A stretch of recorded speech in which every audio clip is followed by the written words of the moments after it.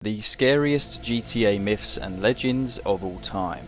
If you've played GTA San Andreas at night, you'll know how unnerving it can be if you happen to drive near Area 69 at night all alone. Especially when you come across this terrifying Easter egg, which is a mass grave filled with body bags, and nobody seems to know the story behind them. Some players have claimed they've witnessed a man in a trench coat and top hat standing inside or near this grave sometime between 2 and 3 AM during a thunderstorm. If you get close to him, he's claimed to wield a chainsaw or a knife and attack the player on sight. What makes this even more chilling is the fact that just west of this mass grave is the creepy abandoned town of El Diablo, which translated means the devil. This abandoned town is equally as creepy because you can't help but feel like someone is watching you. This is the character that many players claim is the serial killer of San Andreas. He can be found wandering around the small desert towns, and he's definitely a shady character and fits the characteristics of a stereotypical killer character.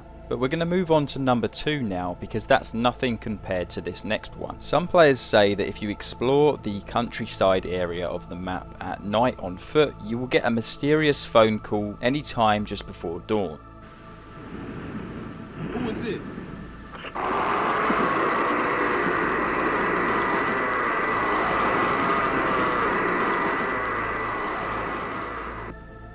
This really freaked me out as a child when I was browsing YouTube. If you listen closely, you can hear a chainsaw in the background, which leads people to theorize this has something to do with a chainsaw murderer in the derelict farm buildings seen here. Inside of these creepy cabins, you can find traces of stains on the floor that look somewhat like blood, as well as these trees that have been cut in very unusual ways, and sometimes very creepy looking NPC models can be seen wandering around the area. Some people have linked this creepy location with the abandoned wheelchair that can also be found in the game. This one's particularly eerie because why is it here?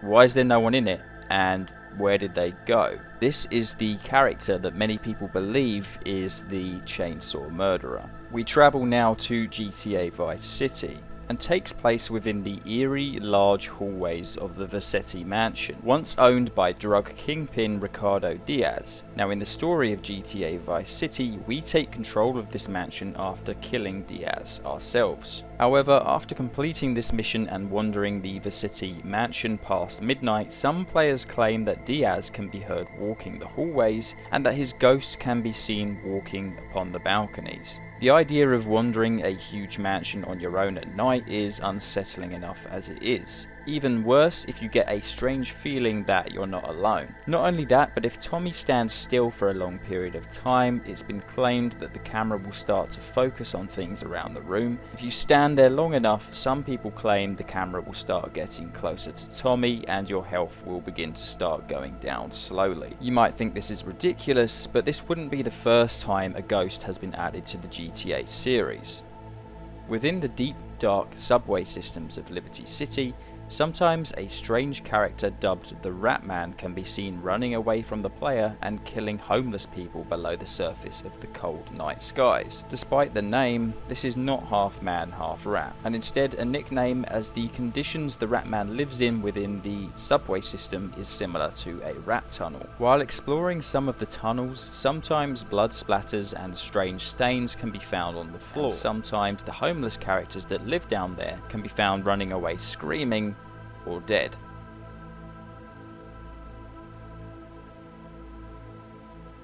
At least in the GTA 4 subway tunnels, you're not alone, which is more than can be said about the mineshafts in GTA 5. When playing GTA 5, if the weather is once again a thunderstorm, some players claim that when visiting the infamous abandoned mineshaft, this time something unusual happens. You will notice that there is a pickup truck parked nearby and nobody sitting inside, suggesting that someone is here for an unknown reason. It is claimed that the solid wooden doors that are already blocking the entrance will no longer be there, and when going inside of the tunnel, the player's torch will begin to flash or flicker. If you listen closely, it's been reported that you can hear someone talking, getting louder and louder as you venture deeper into the mineshaft. What makes this even creepier is that the voice stops once you reach the end, and upon leaving the mineshaft, you'll find that the truck that was originally there is now missing, suggesting that someone watched you as you went inside. If you're wandering through the woods in GTA San Andreas, you may come across these very eerie abandoned vehicles, dubbed the ghost cars. Now what makes these ghost cars particularly freaky is that some of them, when you approach them, will spawn in and roll down the hill as if they've literally just been abandoned. These vehicles are severely damaged, and when taking them to a pay and spray, they cannot be repaired. No matter what you do, the damage on the vehicle will remain the same. The fact that these woods are so isolated and you're so alone makes this even creepier. Tie this in with the phone call mystery that we heard about earlier on, that makes this 10 times more freaky, because all of this could be connected in one way or another. But these ghost cars may be linked to our next one, which of course is the most infamous GTA myth of all time, the Bigfoot mystery. I remember very vividly coming back to school and telling my friends and updating each other on how our hunts were going, because the internet and online gaming was still not very common. Many players have claimed that when they were playing GTA San Andreas on the PlayStation 2, they were driving through the countryside and they would see a mysteriously black big figure running through the tree lines. Others say that they actually got into a fight with the Bigfoot creature and ended up dying or eventually killed it.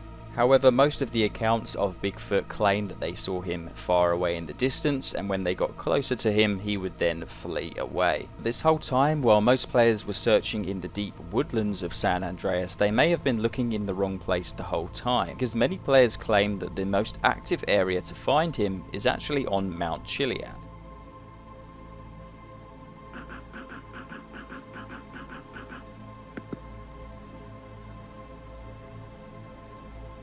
While Bigfoot may be arguably the most famous GTA myth, it's definitely not the one that's lasted the longest throughout the most titles consistently.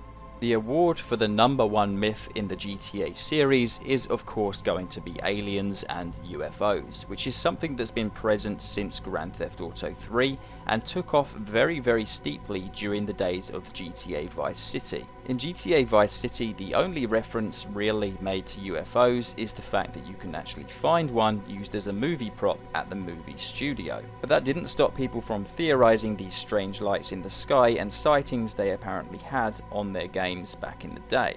Then GTA San Andreas released, and of course with the desert and Area 69 parodying Nevada, lots and lots of sightings began to come in, and of course if you go to the Lil Probe Inn in the desert, you can find pictures and actual evidence of UFOs within the GTA universe. This is where UFOs stopped becoming myth and actually became a reality within the GTA universe. Many players claimed they've seen UFOs and aliens in San Andreas, but of course nobody had any footage to prove it. Until GTA 5 released, where Rockstar made it very clear that they understand everybody's excitement. GTA 5 features actual UFOs you can find, and therefore closes the book that yes, aliens do in fact exist in the GTA universe.